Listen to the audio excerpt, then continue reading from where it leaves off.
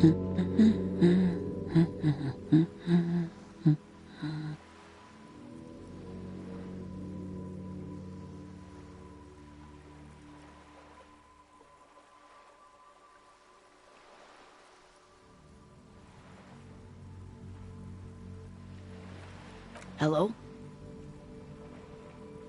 Me?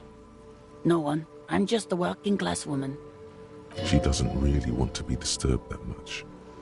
If she's such a working class woman, why isn't she working?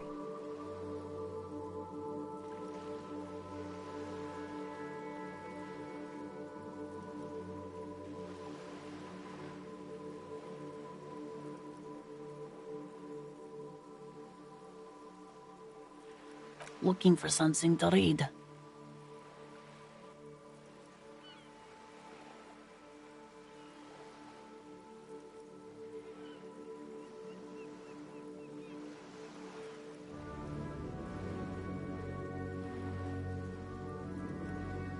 It is.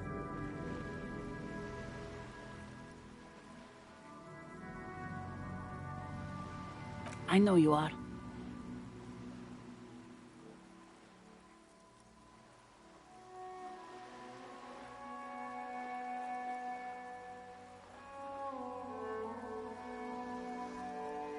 Mm-hmm.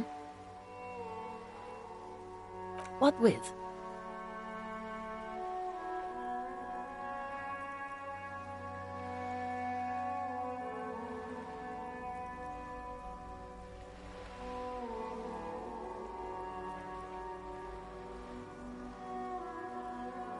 My husband? No, he's not. I don't know. At home now? Out drinking with his friends? Working? Where is this going, officer?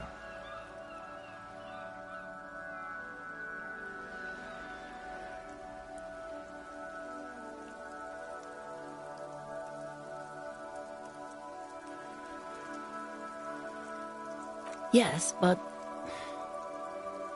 I don't really need to know where my husband is.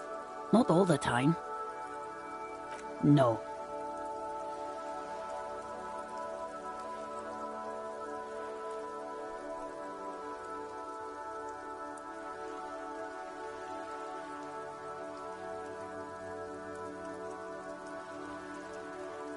Why are we still talking about this? I haven't lost my husband. She has, though. The husband is totally lost. You should tell her that it's okay.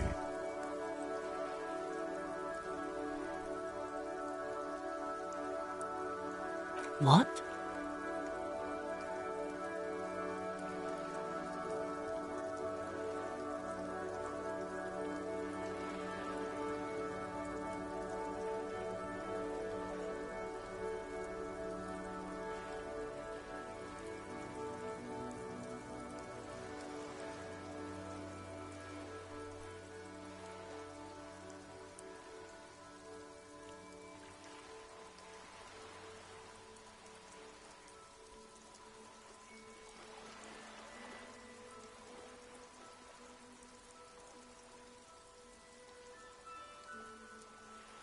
Who said anything about shame? Stop talking down to me. My husband is not missing. But he is. You can feel it. Or maybe it's something else then.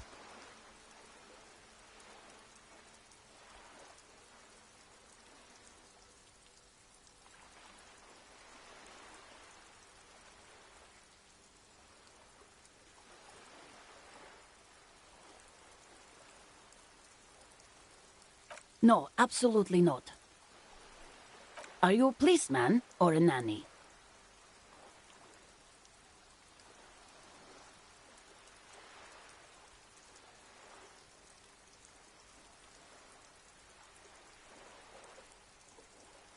They are not missing, sir. You know where they are. They're at home, smoking, giving the ladder of vices a chance. What if something horrible has happened? What if they're dead? That's the bad vibe you got before.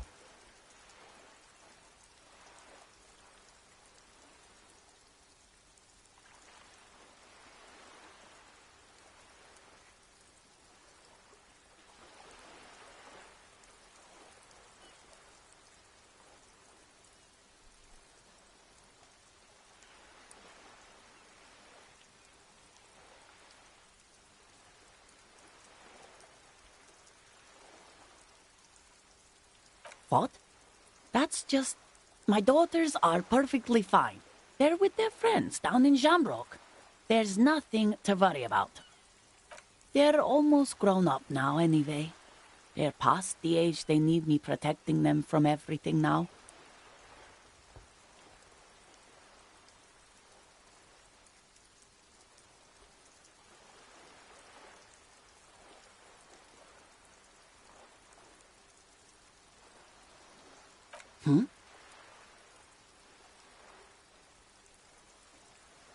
I don't mean to disrespect, sir, but you are being a bit of a cockatoo here. For what it's worth, I agree. But cockatoos can't be stopped when they get ladies. It's better to indulge him at this point.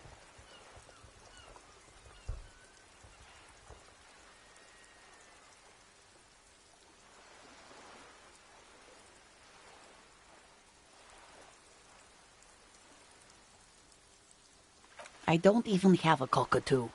And guess what?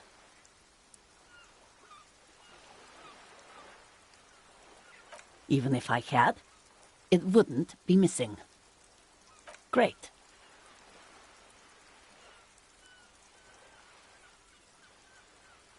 Nothing. Go read up on them if you're so interested. There's a great book in the bookstore. Maybe you should. What if the cockatoo is your astral captain? Or your heraldic bird?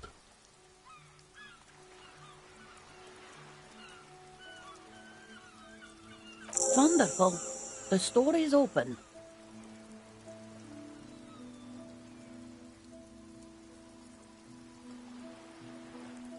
Her hands move over the book covers. The tips of her fingers look rough, stained with yellow. It seems like she has spent a lot of time at work, smoking. The woman before you nods and returns to her reading.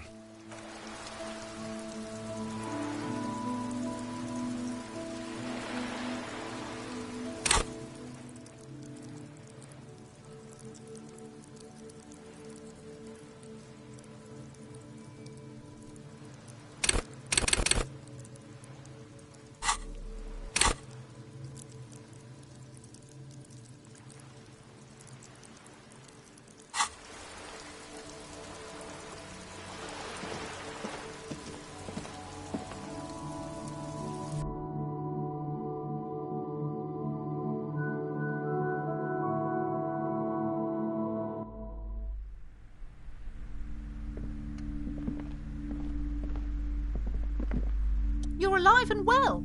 Don't keep me waiting now. What's in there? In that dark sarcophagus? Oh.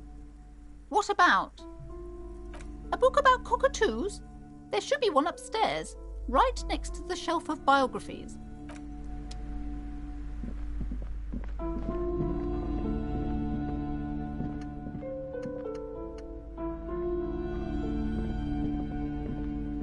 A sulphur-crested cockatoo sits on the cover, its beak slightly open. It looks as if the bird is calling out the book title, From A to Zurich, a guide to a well-behaved cockatoo. Turns out that there are so many different cockatoo species, and they all have behavioral problems. You don't have behavioral problems. That's garbage. You're cool.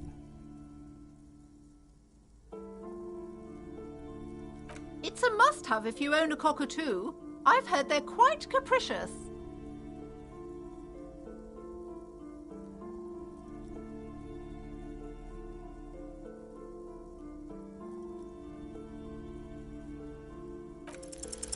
You wait for the storekeeper to be distracted. When she's not looking, you haul the tome of cockatoos into your pocket. It's quite a challenge, but eventually, the guide to the cockatoos is yours. Splendid effort.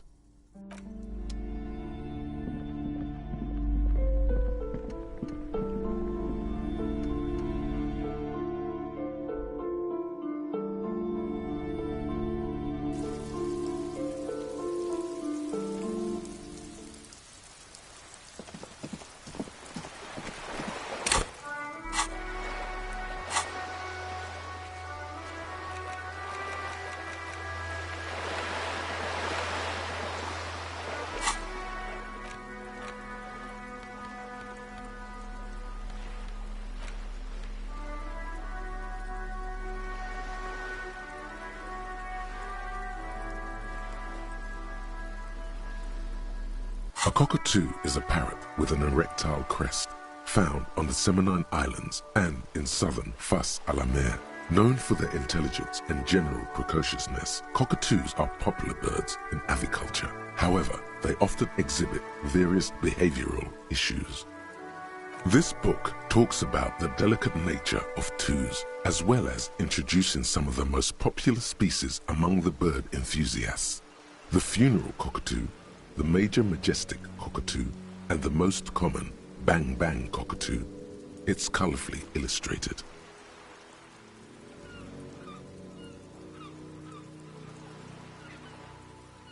Where to even begin? All cockatoos are known for their needy natures, requiring attention for at least 2 full hours a day. They love to talk and have been described as lovable clowns who just don't know how to wrap up.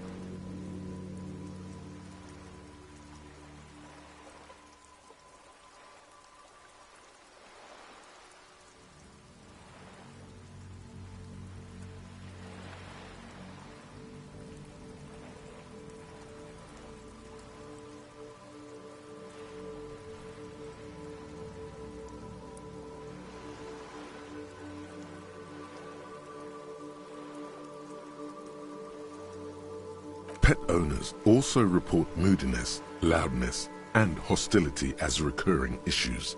If left unsatisfied, cockatoos may scream non-stop, pluck their feathers, or become aggressive.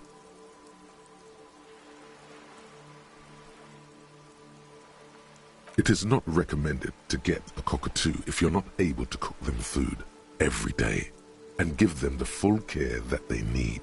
These birds will never understand that you have a life of your own. You're right. Cockatoos are magnificent creatures. They love to perform, cuddle and show off, and will even scream for fun, often as loud as up to 135 decibels. Ouch, that must hurt. This is a yellow-tailed black cockatoo. Its specific name, Psittacus funereus, relates to its dark and somber plumage. This bird looks as if dressed for a funeral, 24/7. There is something indisputably ominous about it. Ooh.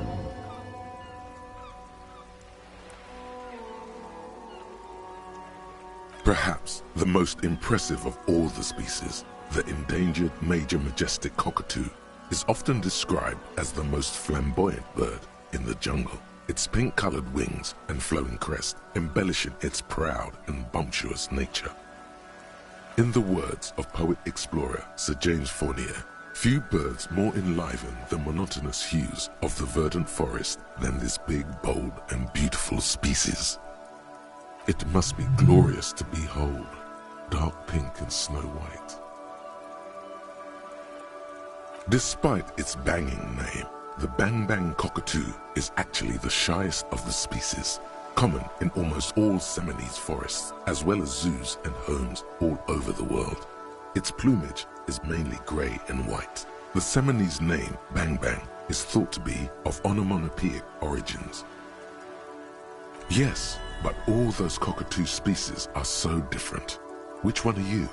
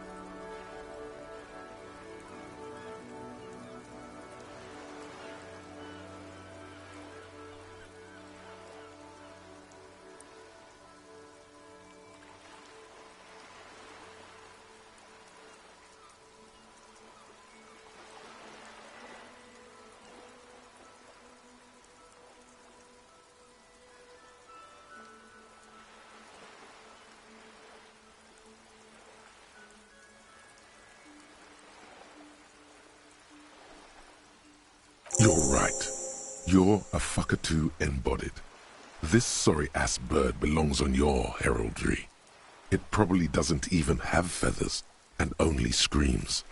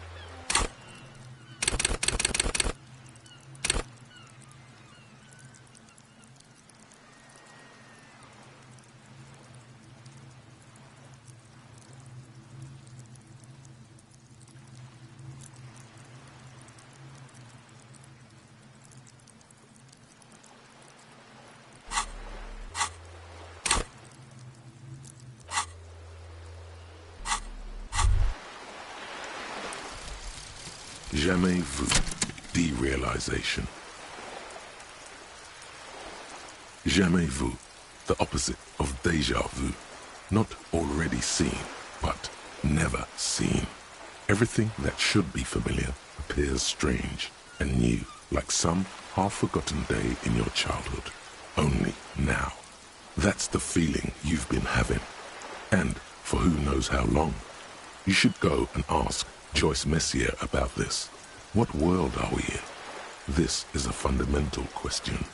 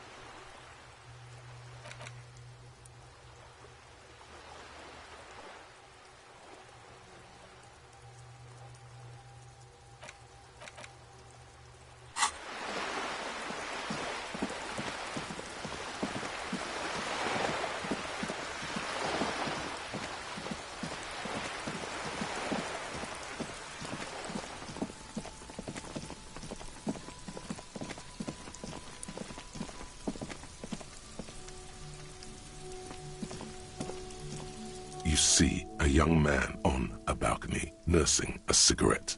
His eyes have been following you for a while. Not looking for any trouble, officer.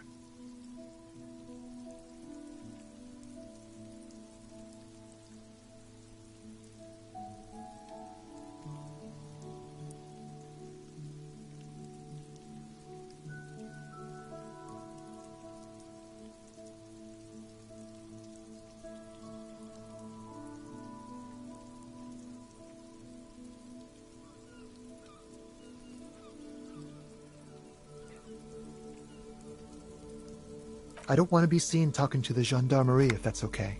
I just want to finish my cigarette. Don't let him go. This could be your witness. The balcony has a great view of the whole thing. Is it really that important? Like a nervous cat, he keeps stealing looks at the neighboring windows. All right, but make it quick. Once I finish this cigarette, I have to run.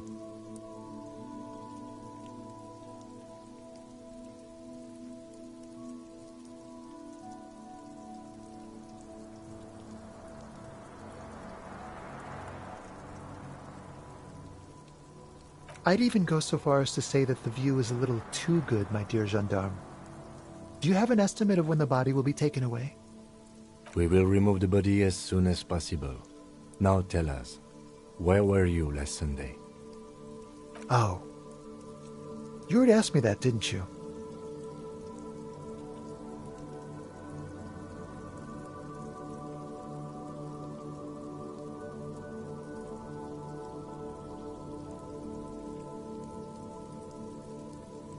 No, not you.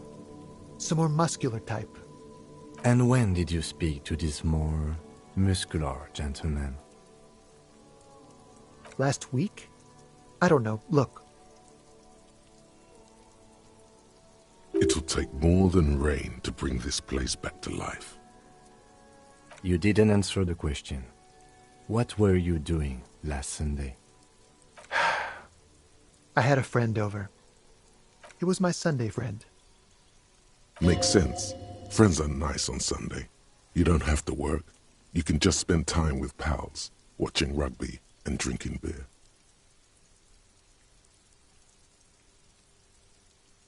He doesn't reply, gesturing no with his cigarette. Under the grey sky, the neighboring windows are streaked with rain. My name? My name is Martin Martinez. Martin Martinez? Good local name. Let's go with that. No. We won't.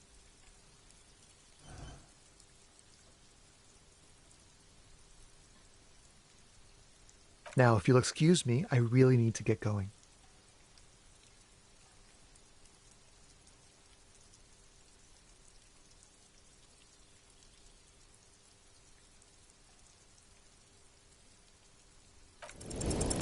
Time to bring out your secret charm. Tears and begging. Show him your emotional side. Throw yourself before his very feet like a dog.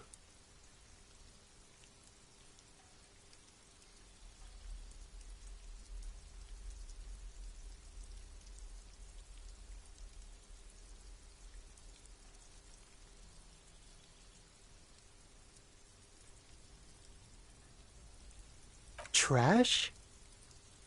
Please don't go. I'll even stop smoking inside. Listen, I really have to go. Good luck with the investigation.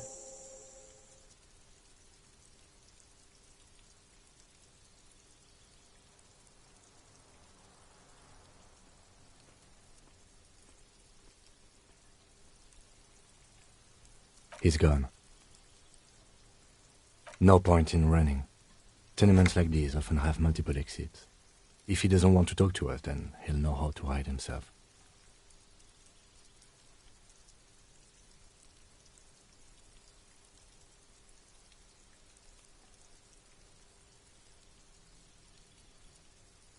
He could be a witness.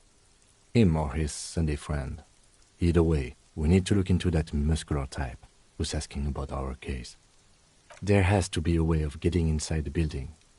Let's go check out the door near the pier again. Once we found a way in, we can ask around for his apartment.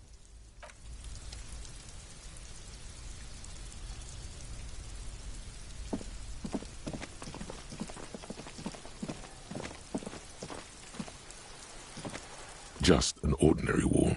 Nothing to see here. Yeah, why? Why must we stop?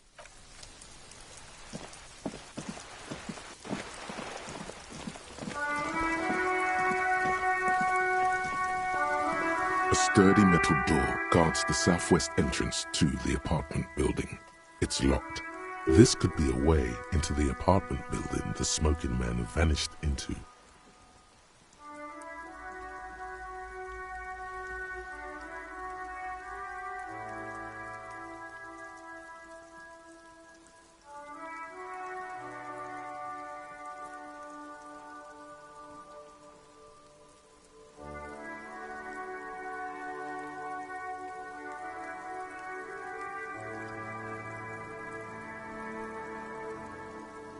Good. We had enough problems with bums and drunks and thieves loitering in the hallway. You have no business here.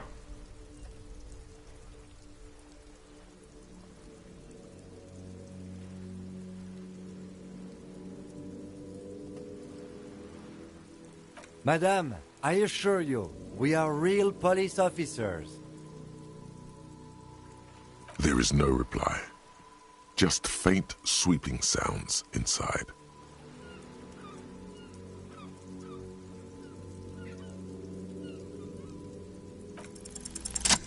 well versed in the kind of threatening legalese that implies criminal liability, but in fact has no meaning whatsoever.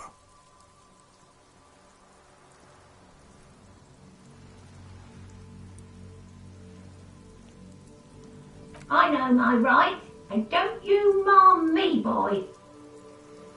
But the sweeping on the other side has stopped. Miss, would it help if we offer to show you our badges? Hold your horses. I don't care about your stinking badge. Just come in.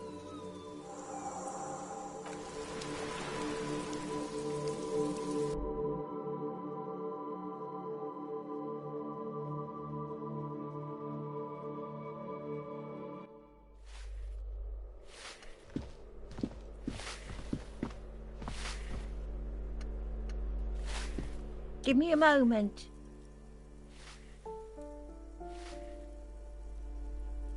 The cold never does any good for my bronchitis.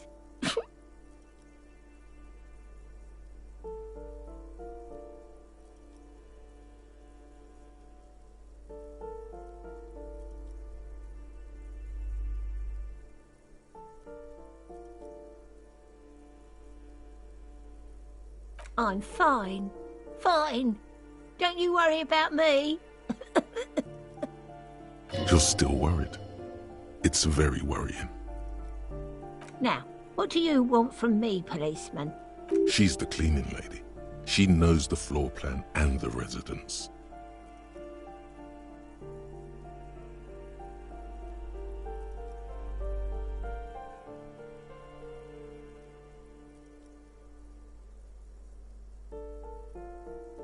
I'm no one.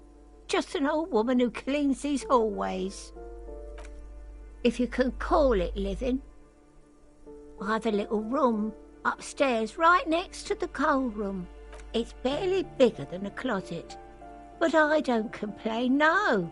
I have my bed and my aching bones to keep me company. And that's all I need from this world. Ask away, policeman. The artiste? Nothing I can do about her, I'm afraid.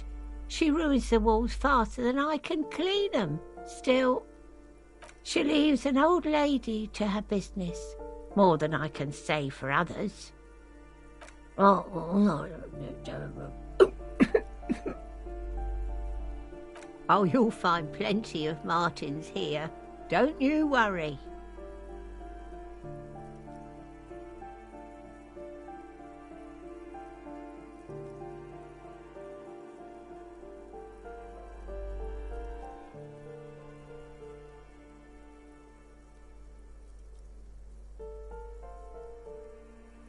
Pea-brain.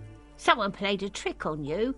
Martinez is a name for anyone who comes from Martinez, like Jim Jamrock or Raoul Ravagel. Oops, you really didn't get the joke there. I thought it was obvious. Anyway, officer, we don't have the witness's name. Yes, I know who you mean. The scrawny boy who's always smoking like the devil, right? Somewhere in the building, a child starts crying. You hear a radio tuned to a talk show and someone taking a shower. What's he in trouble for?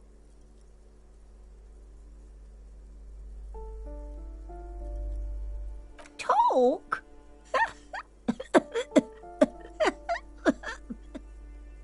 He lives upstairs in room 28. Go to the balcony. It's one of those doors there. He's usually home in the evening. Thank you. We should go check out his apartment on the balcony. See if he's home.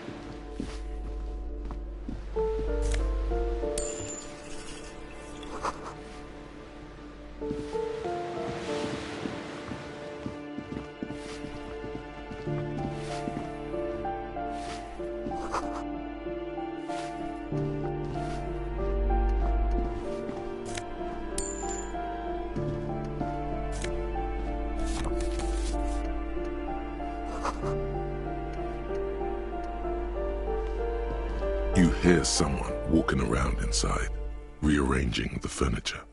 The number on the panel says 10. The walking stops abruptly, but no one comes to the door. You can feel tension on the other side. Sounded like a woman's shoes.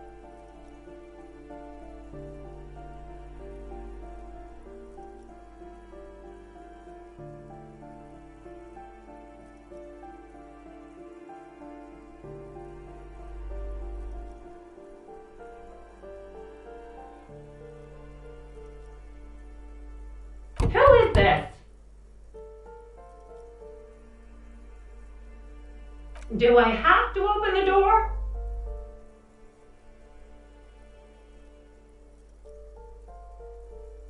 Do you have a warrant?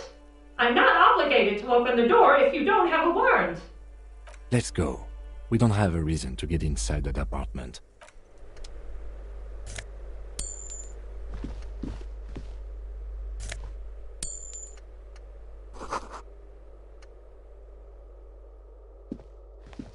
This door has been closed with a padlock. A chalk-drawn number on the board says number 11. No reply. It's a solid lump of metal, but the shackle is deeply corroded. A solid pair of chain cutters would make short work of it. Better whip out those cutters. You won't get very far otherwise.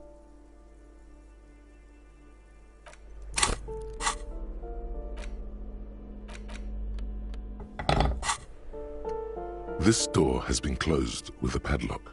A chalk-drawn number on the board says number 11.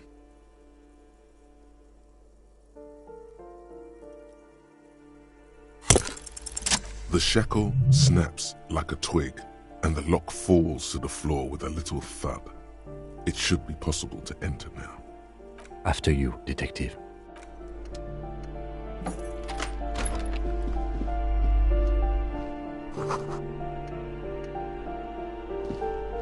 A plaster cast bust depicts a middle-aged man with impressive sideburns. The name on the plinth reads Kraz Marzov.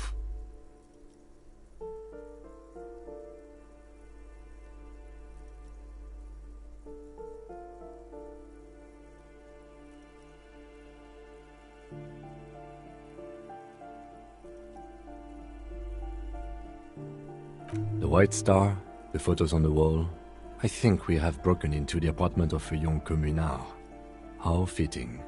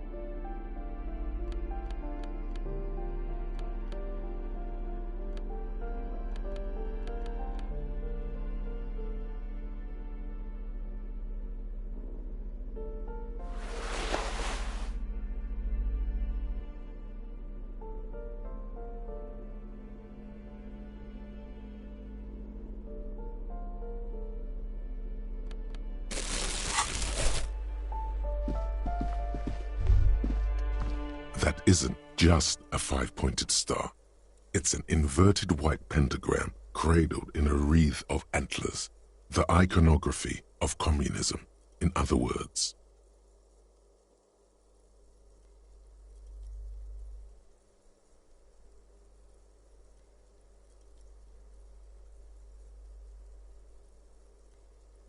The Star and Antlers was developed in the 6th decade of the last century and quickly adopted by Mezov and the communards during the revolution. Even today, half a century after, the Star and Antlers retains the ability to evoke hope, disappointment, and fear in equal measure. To symbolize the toppling of the old order. Also, some social democrats were already using it. The wreath of antlers represents a natural crown. It was about building a society that could exist in accord with the natural world, and at the same time above it. Because white is the color of peace. You see noble aims, but also mountains upon mountains of corpses. They should have taken a more measured approach. Also, you're really smart.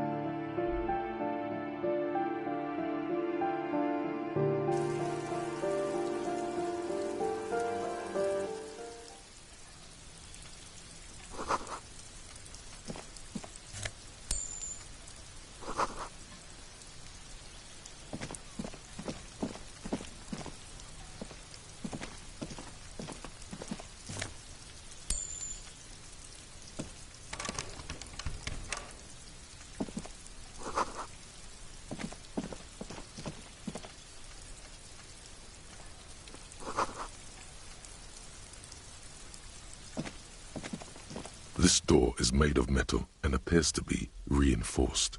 Someone here really values their security. Number 28. This is where the cleaning lady said the smoker on the balcony lives. Let's see if anyone's home. Knock on the door. No one answers. Looks like the young man we are looking for isn't home. I think our best chance to catch him is in the evening. We should return tomorrow after we have finished with our day's work. How about 9 p.m.? Sound good?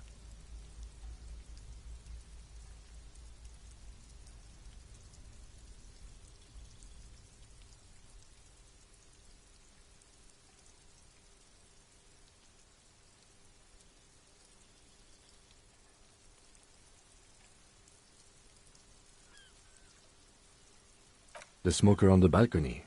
This is why we're here, right? He might know something about the murder. So tomorrow 9 p.m.? Suddenly, he's a little worried about your memory. Don't worry.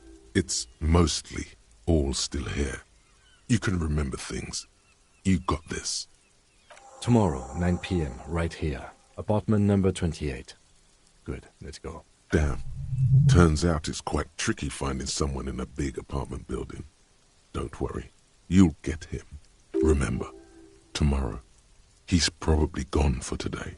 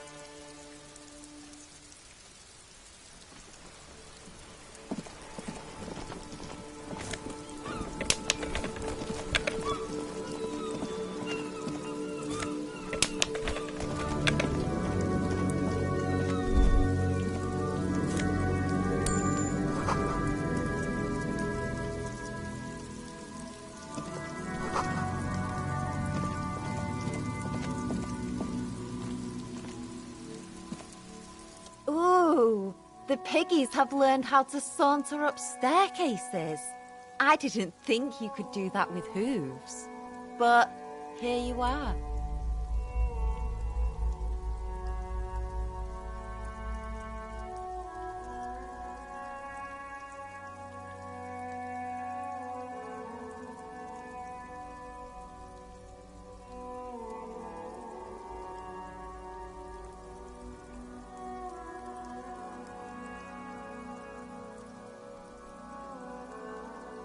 Yeah, I can see that. Cool mutations. That smell coming from her paint bucket. It's not paint. It's heavy fuel oil. Red dyed heavy fuel oil, intended for exclusive use in government vehicles, to be precise. What did you think I was using? Aquarels? Sucked it out of a cop's fuel tank myself. Back in Jamrock. She really did it. She's proud of it too.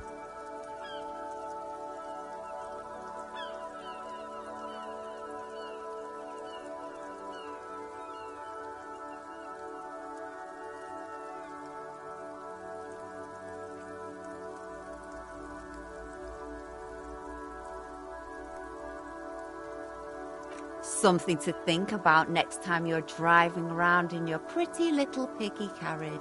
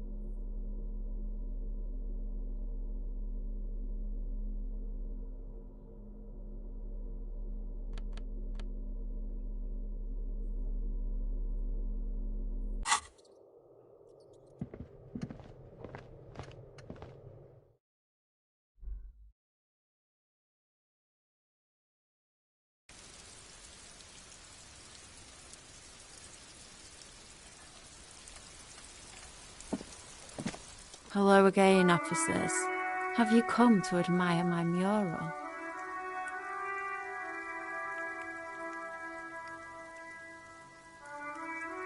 Ooh, not only have you found my address, you've discovered my biggest secret. I'm a coal miner. She does have eyes that seem to be smeared with coal.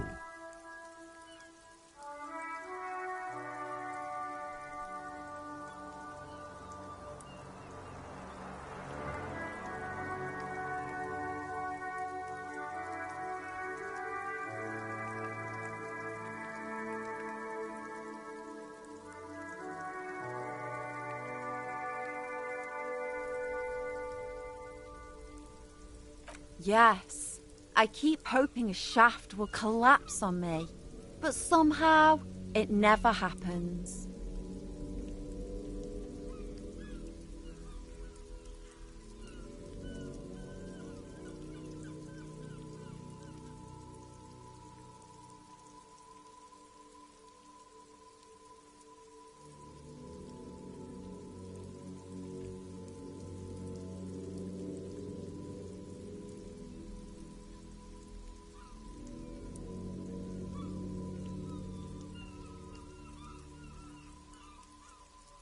Does anyone in a city like this?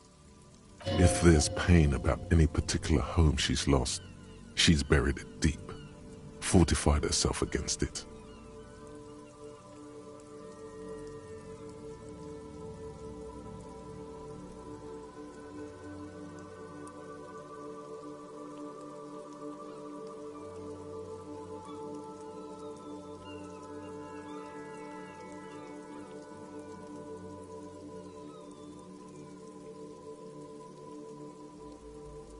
It doesn't have to do anything at all. Nothing does.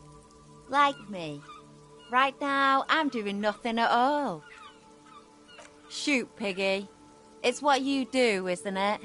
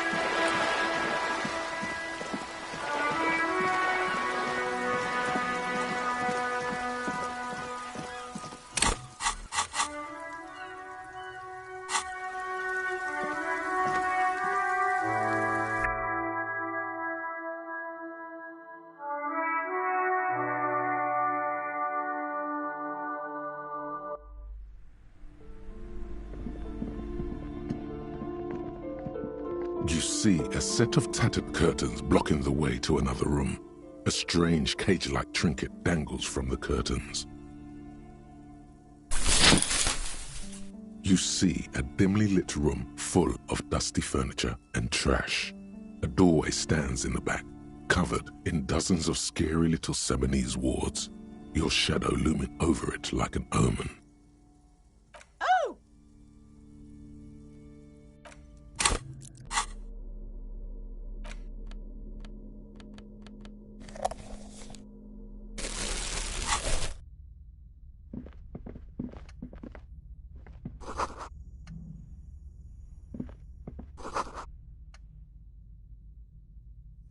A heavy door with a missing handle stands before you, covered in dozens, if not hundreds, of Seminese trinkets and charms. It appears to be locked.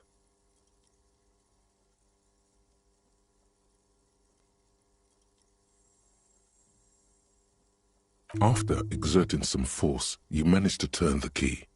It's eerily silent. The door slides slightly open, letting a draft of cold air into the room.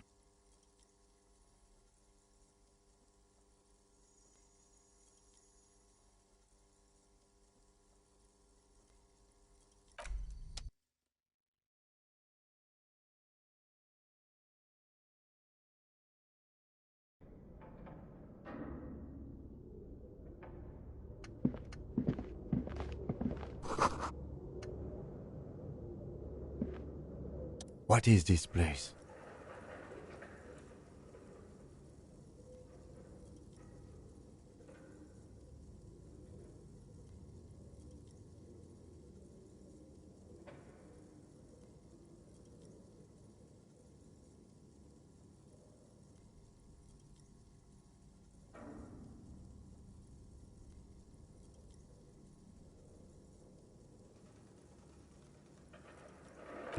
I think you're right, though it looks like no one's been here in ages. I doubt the electricity still works. Good thing we have a flashlight on us. Some specks of dust shimmer in a faint beam of daylight falling from the window. Other than that, the room is dark. An eerie feeling rises in your chest.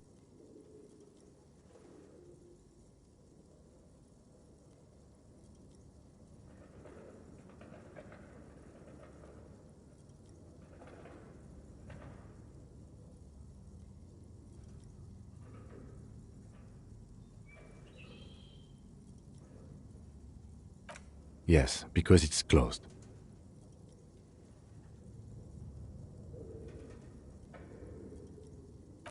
No need to look for supernatural explanations where a banal one will do. Now let's move on, shall we?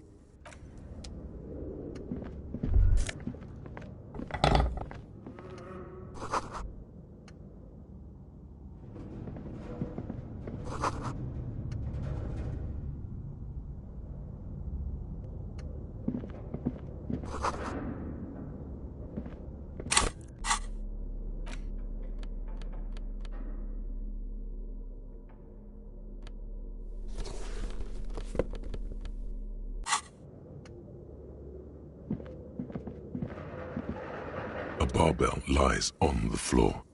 The color has worn off its weight plates. It's 60 kilograms.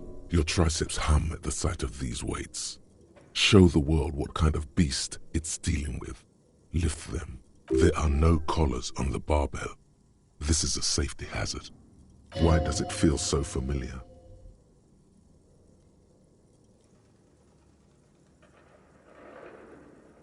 No, it's not that.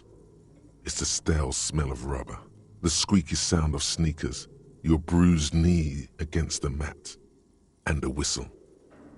Then the feeling is gone. It's just a memory. A memory from another life, when you were young and fit.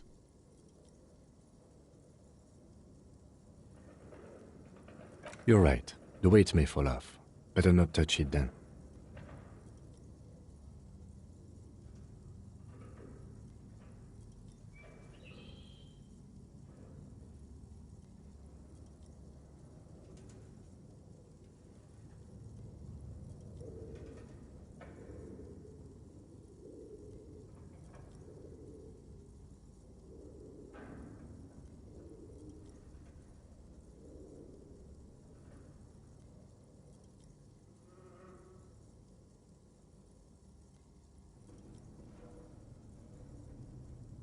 It would be a violation of EPIS safety regulations if the gym was still operating, but it isn't.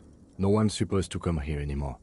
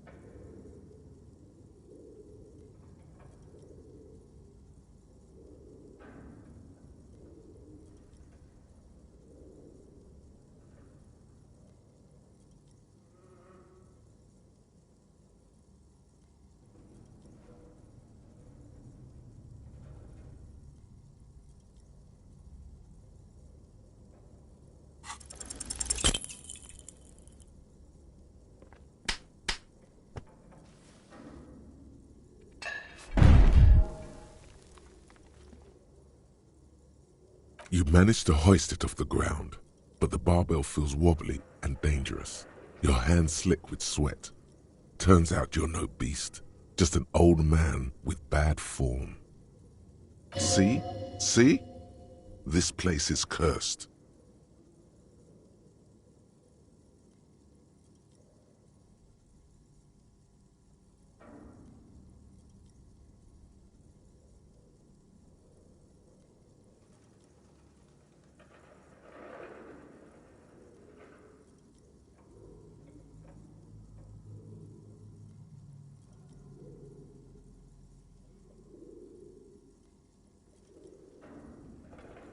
Proper weightlifting gloves would definitely afford a better grip.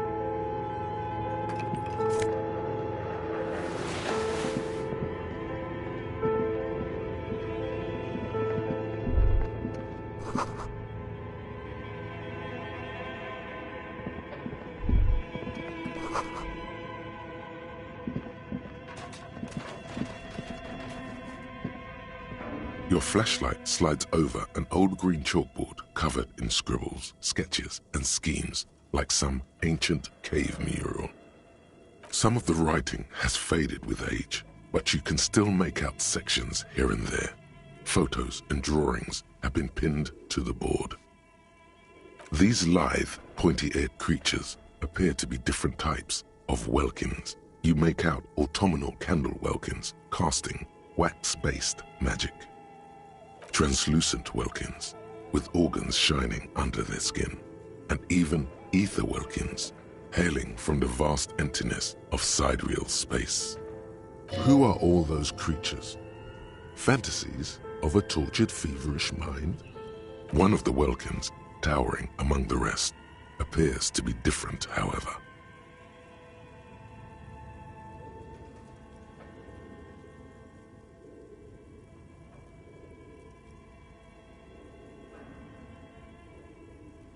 It's Vara Hamira, a high welkin, his face white and scarred like cracked marble. This is clearly a welkin supremacist.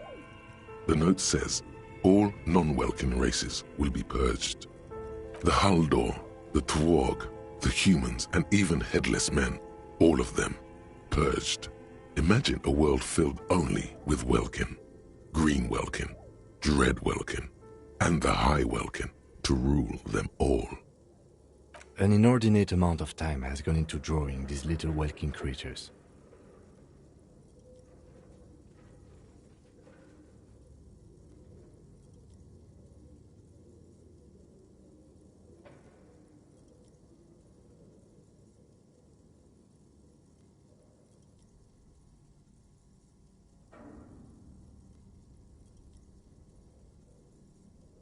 This looks like concept art for a project. It's not really real. Some people really like building a world, I think, even if it's just for a game. Political commentary. That one has a great beard, too. Just look at those details. So much effort. And for what? All gone. The photo collage depicts barren, icy landscapes wrapped in perpetual night. You see permafrost and glacial landforms, dead trees grown in under the snow. Entire oceans have been frozen from shore to shore. There are pictures of settlements on dried-up riverbeds, abandoned in a storm. Animal corpses in the dark, carcasses and bones. You see primitive oil rigs built into glaciers, boreal dvorg, yurts under the snow, great mammoth-like beasts of burden. Albeit dark and cold, this vision also feels cozy in its own way, like eggnog or morphine, a much-needed respite from our own world. A pinned postcard reads, "The heat death scenario, a desperate fight for geothermal energy engulfs the world as Wirral becomes untethered from its sun, drifting through the universe."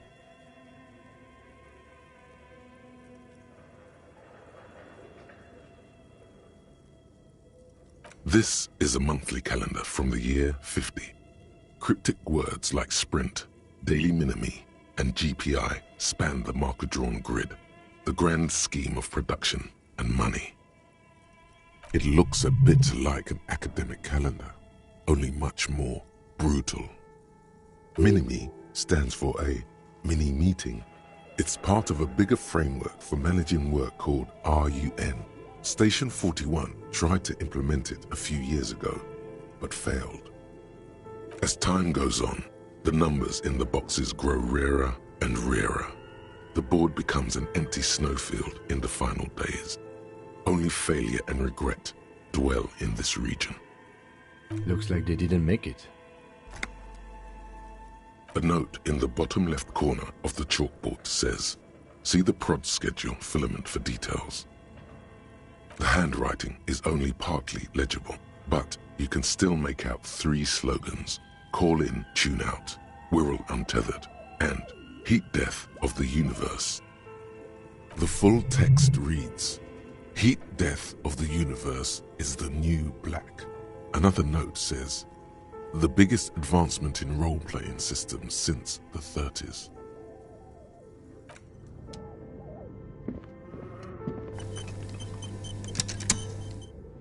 This old fireplace is covered in lines drawn in blue and red marker, the mesh spreading over the stone like blood vessels on alabaster skin.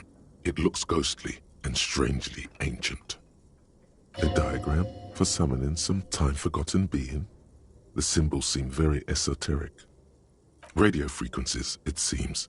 UKV 123.6, UKV 123.7, UKV 123.9. Some written notes, too. Sparse and cryptic. Unclear.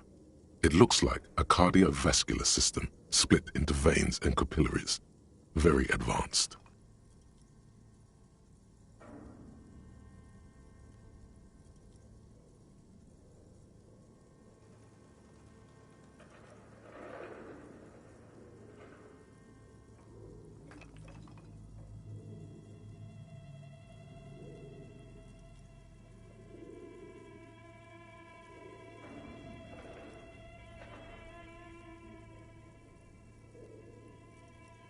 Perhaps. The web is comprised of radio stations, all lead back to one red heart, titled the Game Master Frequency. A note says, this one can listen in on any station it wants. They must have had massive airwidth. These things don't come cheap. Someone very important. The leader of a massive on-air game built by these people. Whoever decides to call in to a call-in station, it looks like. A list of names under the stations suggests people across 6 Isolas would be playing. Muindi, Insulinda, Kotla, Grad, Samara, and even Il Mara. All of this is gone, left unrealized. There's no way a little basement studio working here could pull anything like this off. My God, it's as if the less money they had, the more ambitious their project became.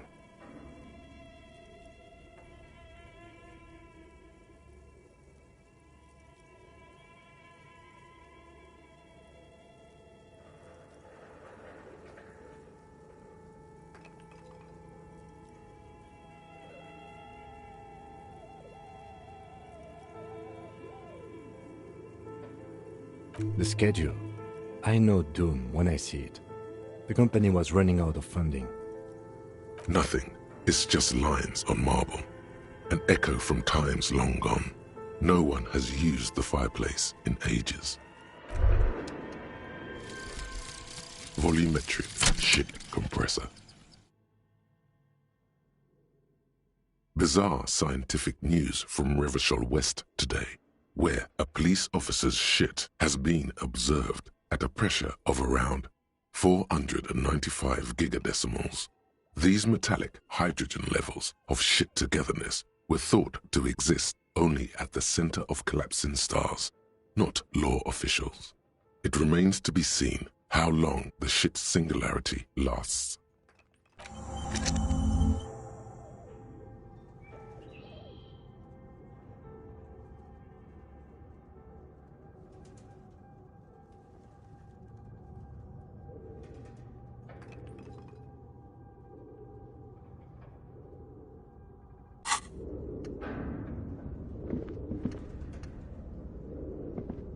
This appears to be some kind of machine with a cube-shaped heart and a wired framework. The keyboard has a rectangular on-off button. A piece of paper still hangs from the printer. A radio computer. Just sitting here without anyone inside. This is the Ream Civic radio computer, model RC5120, equipped with a Feld mainframe and a Ream-compatible printer.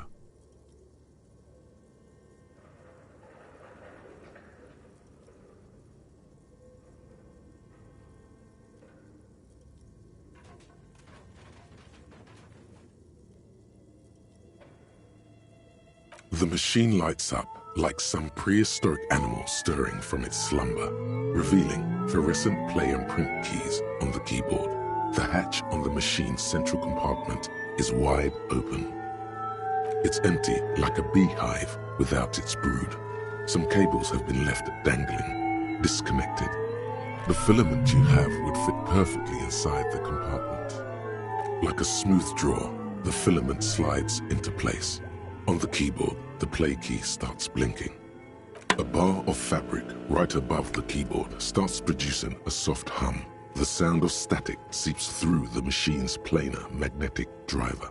Have you stirred the ghost of the doomed commercial area from its rest? Could this be its dismembered heart beginning to flutter? The static gets louder, slowly filling up the abandoned hall, until a voice speaks out, crackling and old, cutting into the air. Good morning. Fortress accident en rue de Saint-Ghislaine. This is East Insulindian Repeater Station 1. Please repeat. Is this the production schedule? The filament you have inserted into the reader. Yes. Is that the production schedule? Good. Please repeat the password. Password? Of course it would have a password. That's why there's a human administrator involved. You should ask her for a hint.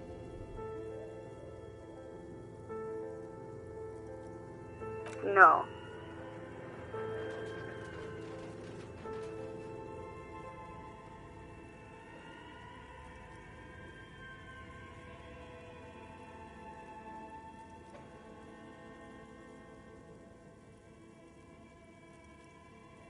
A hint system is not part of the protocol for repeater stations. Still no.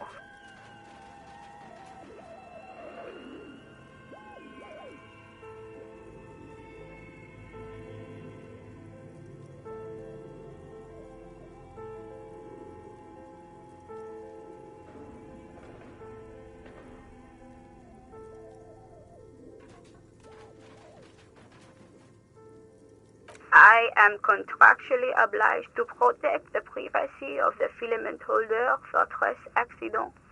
Without filing a warrant with Lintel, I cannot give you access to this filament. I'm afraid we are not doing that, unless we want to wait for a month. Now, can you please repeat the password? Received. I will register this login attempt. Don't worry. Passwords have a way of turning up sooner or later. Fortress accident. Is there anything else I can do for you today? Fortress accident is the company on whose name the terminal you are currently using has been registered to. One moment. Fortress Accident SCA produces revolutionary interactive call-in radio games. That's what the catalog says. Any other questions? Yes, I am alive. I am 74 years old and my name is Yvonne. She repeats passwords. Programming people are all paranoid.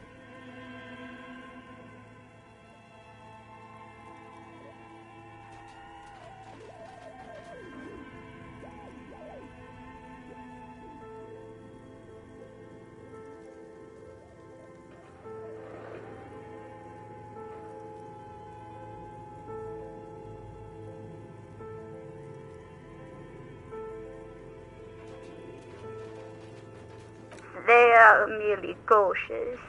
It's my job to protect their filaments as a password repeater at the East Insulindian Station. I work as a repeater at the East Insulindian Repeater Station.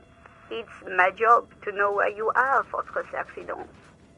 As for me, well, I am sitting in my cubicle, surrounded by a wall of radios. Doesn't it get lonely, sitting there all by herself? Lonely? Why would it get lonely? I get to talk to people all day. That's why she does this. Now, please tell me if there's anything else I can do, Fortress Accident. Thank you, and goodbye. Tiles on the cube are still smoldering, casting the framework in a soft glow.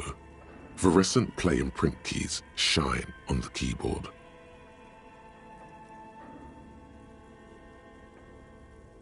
Nothing happens.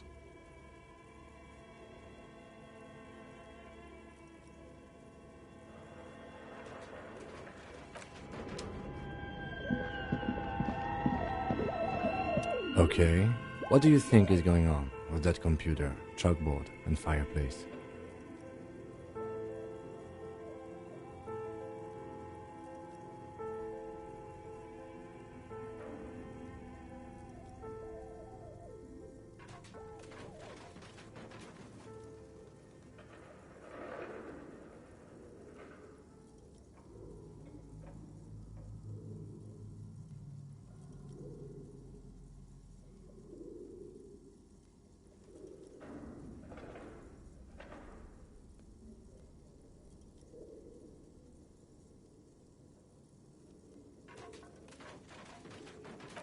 No, that's not it. I think... Like he's ready to lay out a fine theory, crafted together like a puzzle box.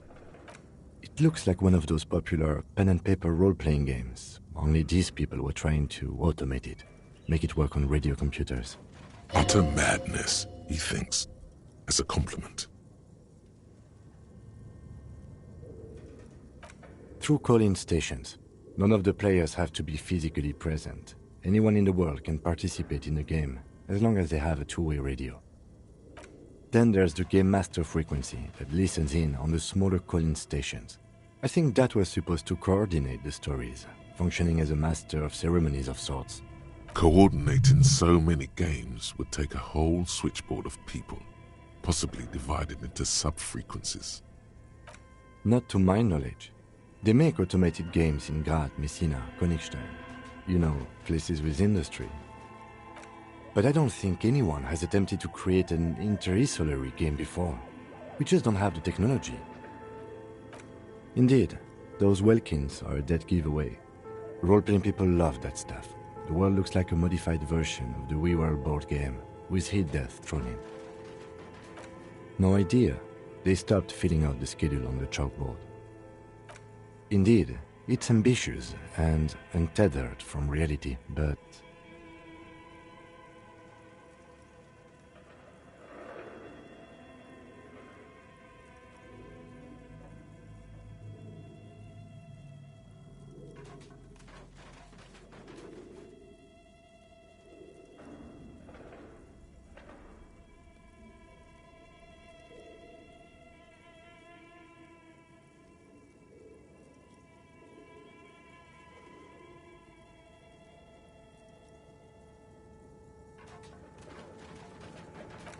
Ah, yes, the doom of bad business practices. Okay, let's keep moving.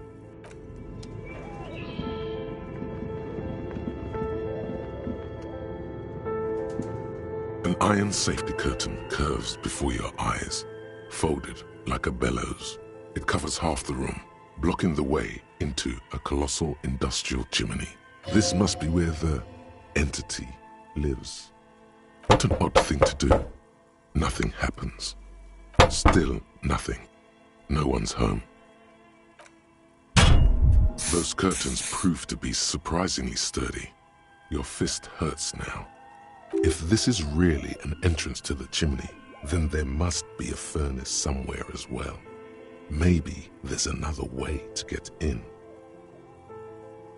Can you please try to refrain from attacking random things?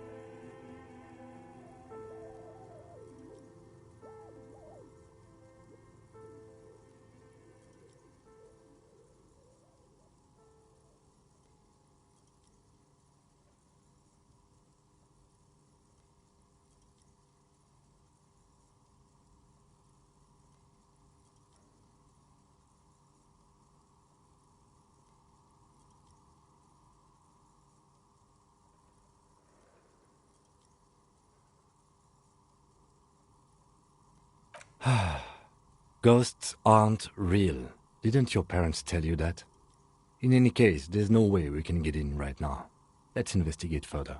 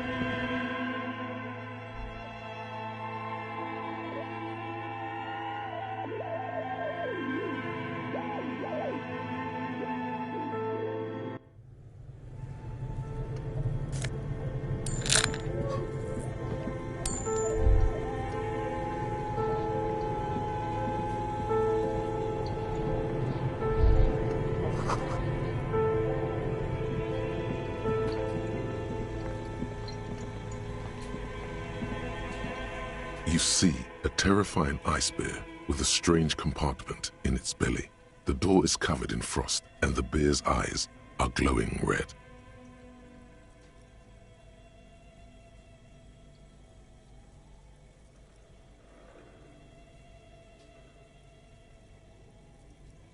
The lieutenant doesn't answer. His eyes are glued to the animal. A sharp slice of light shines out from its mysterious belly door. A gust of freezing cold air rushes to greet you. You hear a low grumble as the bear regulates itself. This is the inside of a refrigerator. The lieutenant takes a peek inside. His hand has found the holster of his gun.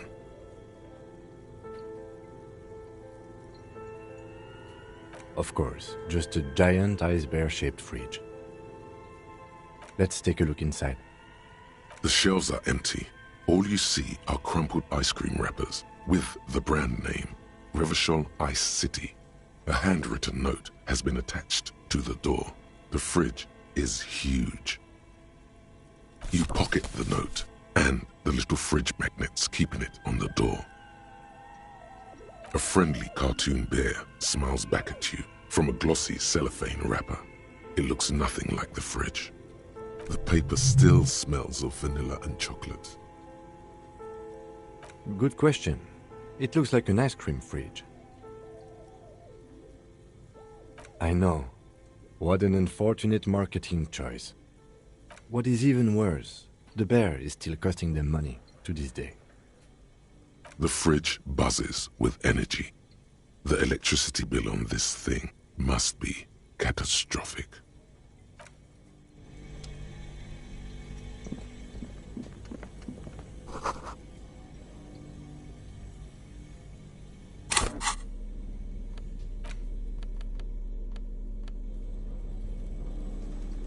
The note is written with a blue pencil on a piece of lined office paper.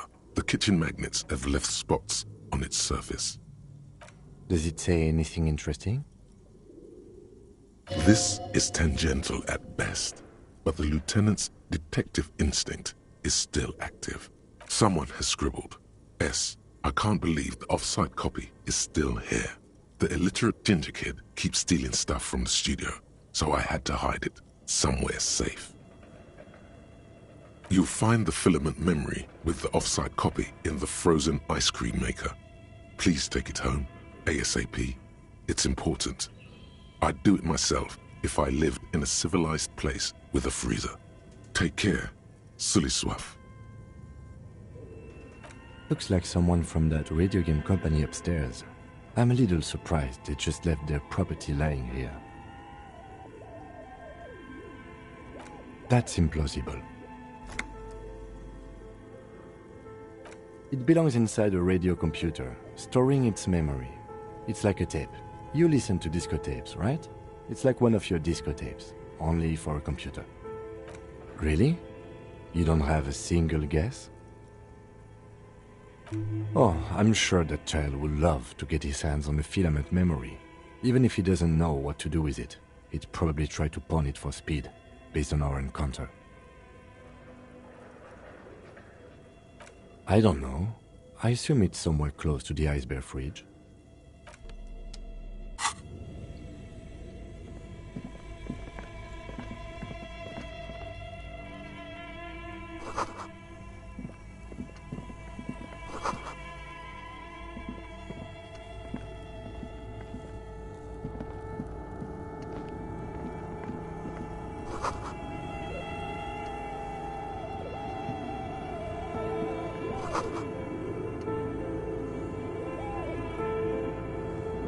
A few bricks have fallen off, revealing a compartment behind the wall. It's too dark to see in. Seems like an old bunker from the revolutionary period. Look at all those rifles. Must be an old weapons cache.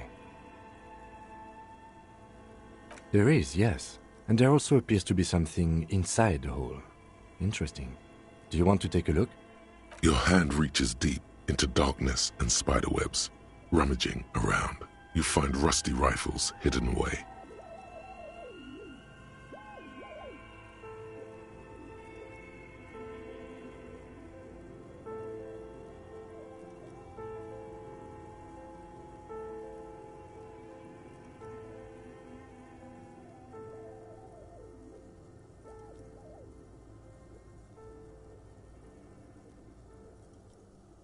Are these any good? Most of them are rusty and inoperable, like the rest, but one catches your eye, a bolt-action model with a fine wood stock, in better cosmetic order than the others. That's a rare sight. Seems to no longer be functional, but still a beautiful thing in its own way.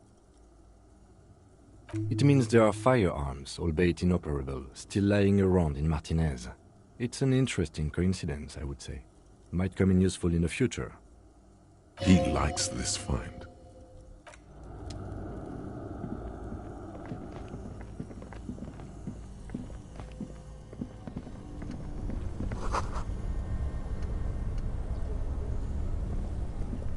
This orange machine is buzzing like an old submarine. It has a hand-cranked ice cream churner on top and an electric freezer that appears to be frozen shut. Turning the crank feels oddly satisfying, like stirring your childhood dreams. In the distance, you hear water dripping. It's all gone now.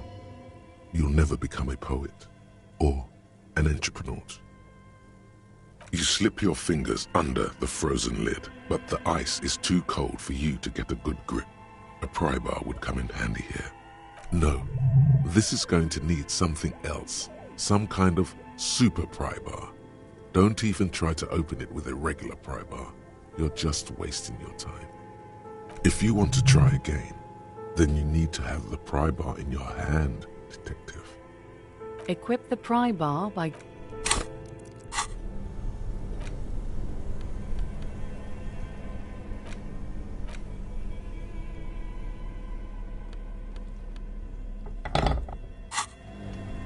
This orange machine is buzzing like an old submarine.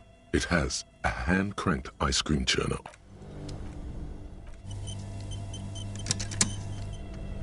This orange machine is buzzing like an old submarine. It has the ice squeaks beneath the pry bar. You think you've got the bar jammed in there pretty well, but the lid simply won't budge.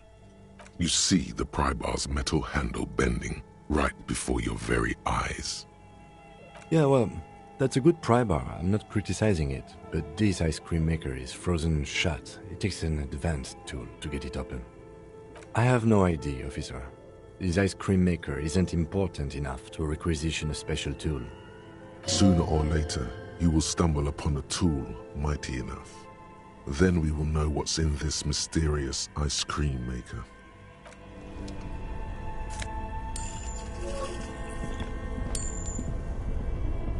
Two cables are plugged into the breaker box.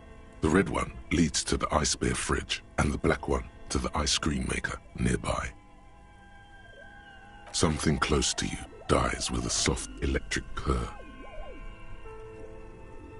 Why did you do that?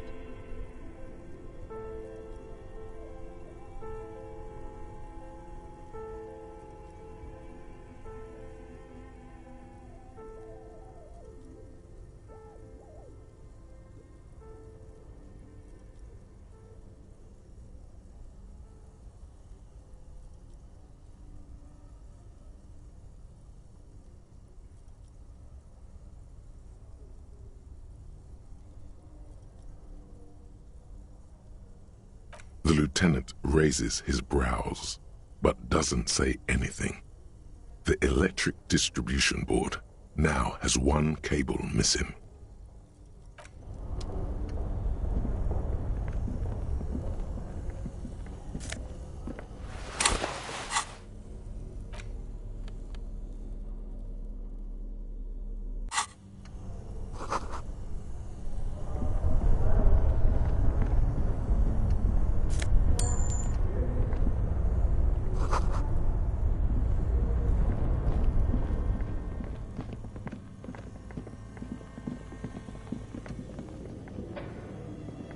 A thick layer of coal dust covers the furnace, coloring it pitch black. Looks like this furnace has a face, and it's a face of agony.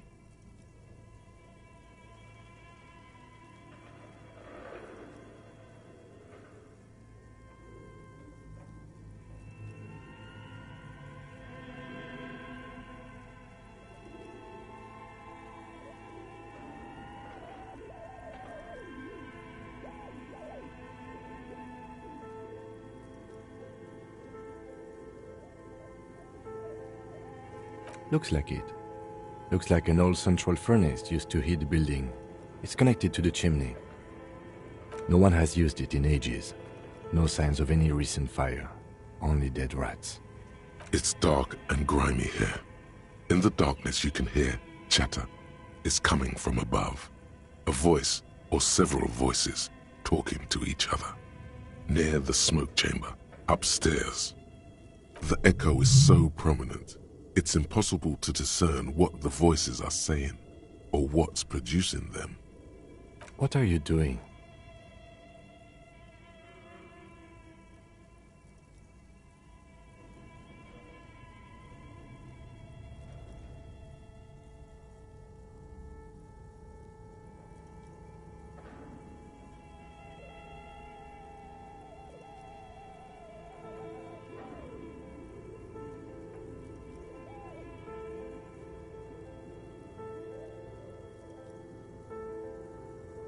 Wait, really?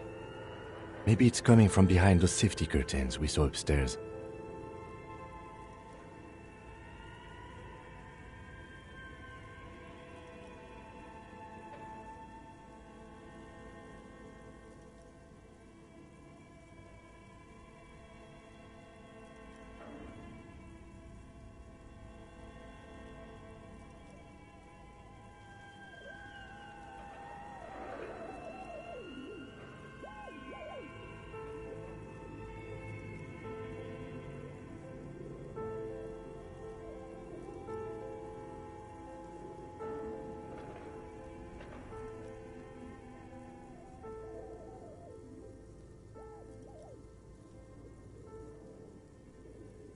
You're right. The rooms do look like they're connected.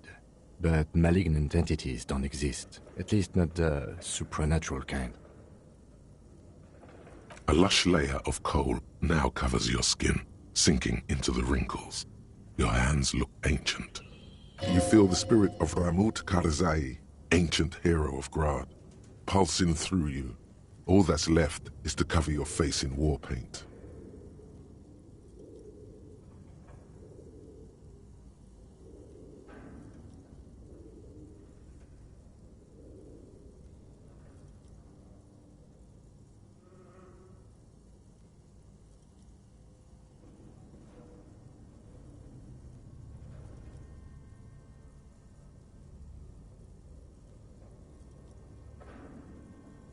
Three dangerous stripes appear onto your cheeks, telling stories of your wild soul. What are you doing?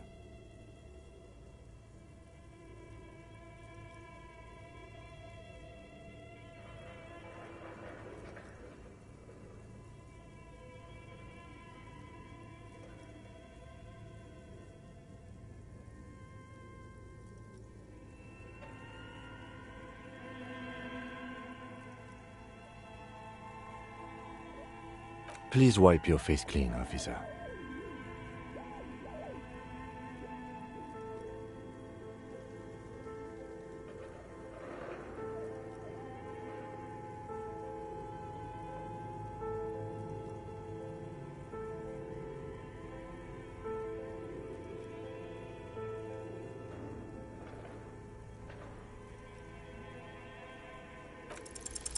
These three stripes give you strength in this dangerous realm. It would be foolish to remove them. And this protects you.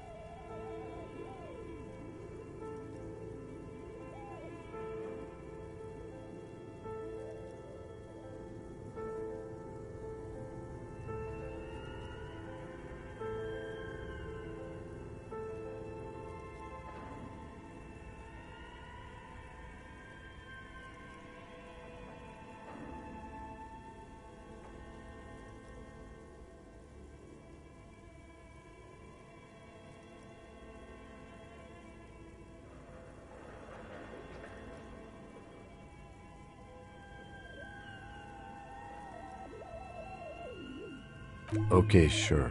Go ahead. Just pointing out, this is not traditional Seminese war paint. No idea where you got it.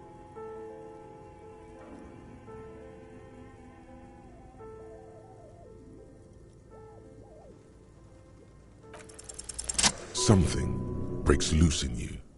A mighty bellow echoes throughout the chimney's depths. The chatter of tiny voices above suddenly cease. Then, Hello? you've awakened the entity.